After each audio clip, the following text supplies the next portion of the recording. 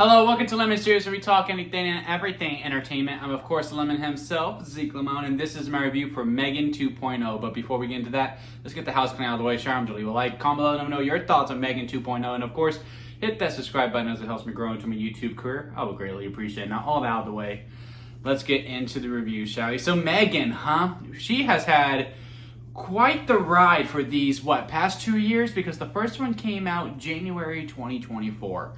And the marketing was so stellar on that movie. And, we were kind of craving for another killer doll, right? And, it was a nice little horror movie, PG-13, anyone can go see it for. They were really trying to cater to that young teenage girl crowd with it. And the movie was good. I had a really good time with M3GAN. And then, they said, hey, we're going to make a second one because we overperformed like a mofo. And, if you overperform, you're going to make a sequel. And then the marketing starts to come out with that one, and it's basically roughly the same. They were leaning into the comedy type bits, but this time it was a spy thriller, and a lot of people were really curious on that decision to go basically to completely abandon horror. There are definitely horror elements within this movie in the beginning, but for the most part, yes, this is a spy action thriller movie all the way through. And this isn't unfamiliar territory when it comes to horror movies, right? Someone actually commented on my immediate reaction on TikTok at Lemon Reviews. Make sure you subscribe, you follow that account on TikTok if you got it. So I can't take full credit for it, but they said, well, basically the horror elements are away, because how can you make her scary again after the horror has already been out of the bag? Because, I compare this types of movie, I don't compare it, I'm just saying this is what they're doing. This is what M3GAN was doing, is that, we had Terminator. Then we had Terminator 2 Judgment Day, which is a big contrast of genres from those movies. And a lot of people consider that one to be the greatest movies of all time. Aliens. Again, basically abandons the horror elements and just sticks to the action adventure type. And again, it's one of the greatest movies of all time. I consider myself into that conversation. And we can go on and on and on when it comes to these horror sequels. Again, this is not unfamiliar to go into a completely different genre because, again, the cat's out of the bag. How can you keep it scary?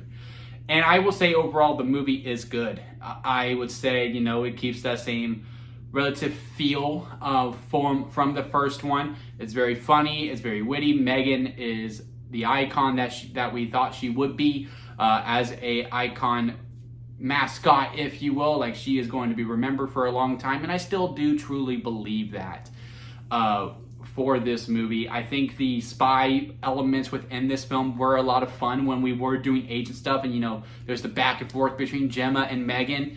I thought it was fun, and like when the whole team doing the mission, it really did feel like those spy movies, and I was having a good time with it all the way through. I was never bored throughout the film. I will say this movie has some pacing issues sometimes because, they would do the mission and then they would come back and, like any movie, they would have to explain what are they going to do next and how are they going to do it next. And within those elements, because it does feel like, okay, let's stop the whole movie so we can explain how this is possible for what we can do for the next scene. It just seems like a lot of setup for the audience, as opposed to just going along with the flow of the movie. I would have preferred it, again, that more constant pacing of, yeah, you're going to need to have these conversations, but I don't need the whole, the science or, explaining the computer data or data, however you say it, and how this person is going to be here and all that. I just need a Cliff Notes version of the mission, and then let me see the mission unfold. I don't need everything explained to me, right? It's an AI robot who went from killing people who is now trying to save people.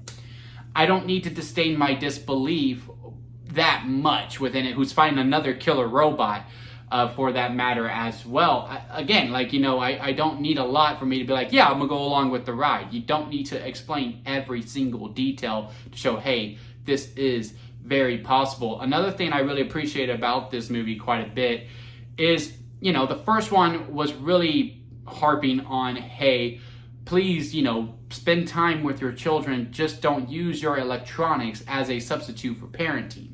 That is the message of the whole entire film, because, when Gemma makes that note when she's making her selling bit for M3GAN, it was like, M3GAN can take care of all the other things so you can get back to the most important things.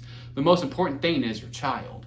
It's not your work, it's not your electronics, and how much we are so attached to these things. And again, an electronic, that connection that a child needs with this parent, they can have that connection with the electronic instead. I think they tackle that very, very well within this movie. And in this movie, they are talking about AI and within the future and the inevitability that AI is going to be around, and probably likely that AI will become self-conscious. There's a better word for it, but I can't think of it right now.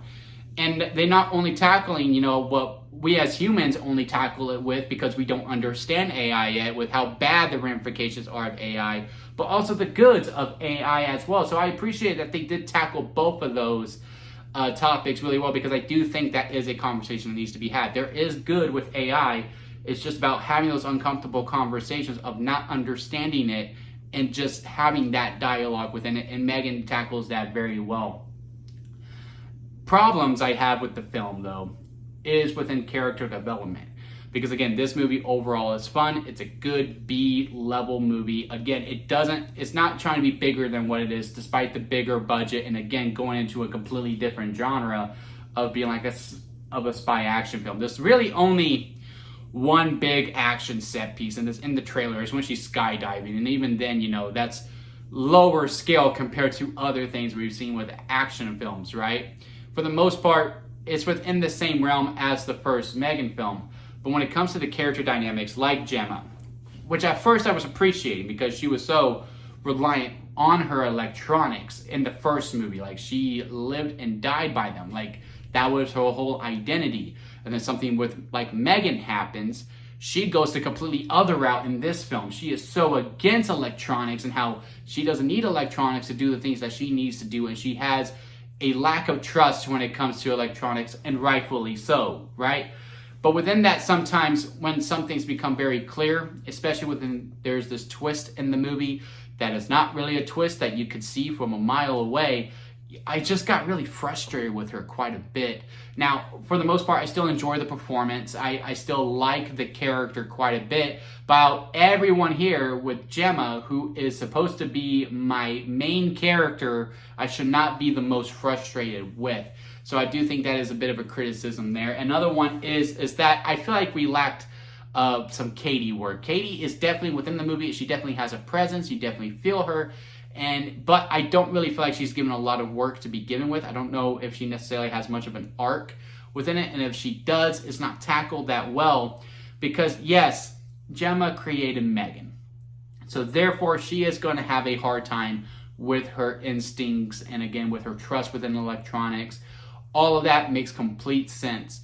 But even though Gemma created M3GAN, M3GAN was Katie's. Katie had that attachment. She did have that parental attachment to M3GAN. And there is a lot to unpack with that, especially after what Katie went through with M3GAN towards the end as well. I just would have liked to see some of that same energy given to Katie as we did to Gemma. And especially since I was really liking Katie in this film as well. Those are really my only main criticism within it. Besides that, again, I love the spy element to it. I had a great time with the movie. I was very entertained all the way. I don't think the movie overstays its welcome by any means. I think it did the story where it was told to do, and it ends pretty good as well. It felt right as we were heading towards the ending. If you were just expecting those horror elements, I could see why you would be frustrated within it. Like, yeah, they were adding a spy element, but it's still a scary movie. No, it's definitely not that. And if that was something you were lacking throughout this, I can understand why you weren't a huge fan of it. Also, look, these movies are a certain type of comedy. Either you're with it or you're not with it. If you saw the first M3GAN movie and you didn't like it, and you saw this, hey, it's a spy movie now, maybe it's a little different, I'll give it a shot. It's the same type of formula, so therefore you're not going to like it within this movie as well, because the comedy is consistent from the first one to the second one. With that being said, with the performance at the box office, it only made about $10 million on its opening weekend, which is bad. It's not good. I think maybe we all gave M3GAN a little too much credit for where she came out last year. She came out in January of 2024, which for the most part is still the January narrative for the movie business is changing quite a bit, but it is still known as the dumping ground, right? Where you don't know where else to market the movie, so we're just gonna drop it in January and hope we make something out of it. M3GAN was a big fish in a small pond. So to take that, with there is no competition whatsoever, and then you take the sequel and you drop it in late June, school's out and all these big movies are coming out. Granted, I don't think anyone anticipated how big Formula One would be, which Formula One deserves. I'm not trying to hard for Formula One at all. If y'all saw my review, you know it's my favorite movie of the year so far. So I am really happy Formula One is overperforming at the box office. What I am saying is I don't think anyone expected Formula One to perform as good as it did. I think a lot of people will probably be in the conversation, and I think Blumhouse is in that too. It's like, okay, we have a original film, we have a sequel to a beloved character. We could probably beat that. I can understand that. But then you have this, but then Formula One comes out. Next week, Jurassic World Rebirth comes out. You're going to be lucky to finish within the top 3.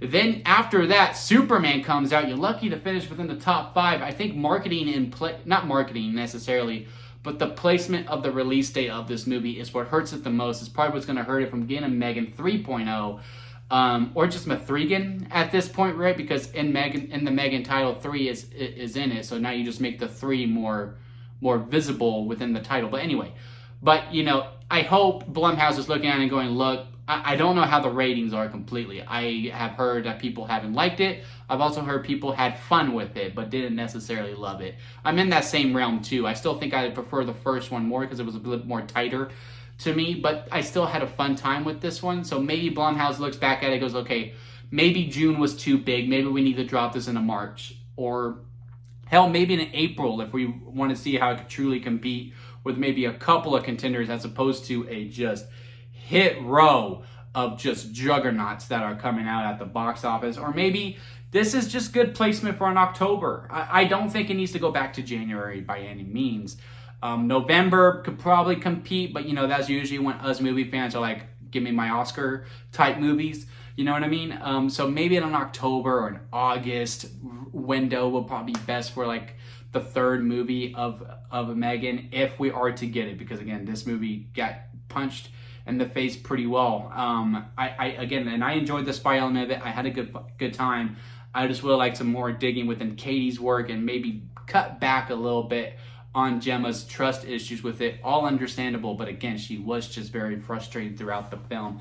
If I had to rank this on the lemon scale, where it goes sour lemon at the bottom, expired store-bought lemonade, a lot of bad, but hey, there's some good. Store-bought lemonade, hey, it's good, but hey, there's a lot of bad in there as well. Lemonade in the middle, it's a movie.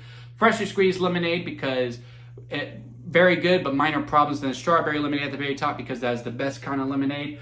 I will say M3GAN 2.0 is a store-bought lemonade. Again, I had a good time with the film. I never felt the runtime. I did feel some pacing issues, again, with the explaining of the plan of how this next plan can work, and then seeing the execution, and the tempo picks back up, and then we slow back down, because then we have to explain the next mission. And then, of course, what I've already been talking about with Gemma's character, and again, I just don't feel like we had a full tackle on Katie's character, and I think that was a big important one. But the strengths, M3GAN is absolutely fun. And for the third one, again, move the release date. August through October type window, I think is going to be the best bet for it. And maybe just go rated R at this point. Because yes, the marketing is catered to little girls. I mean, when I went to the theater, there was a lot of them too. A lot of them there. They were dressed up as her. It was really cute to see. But, you have M3GAN saying these very visceral lines. You're like, it's a kid doll saying all this. It's the Chucky effect.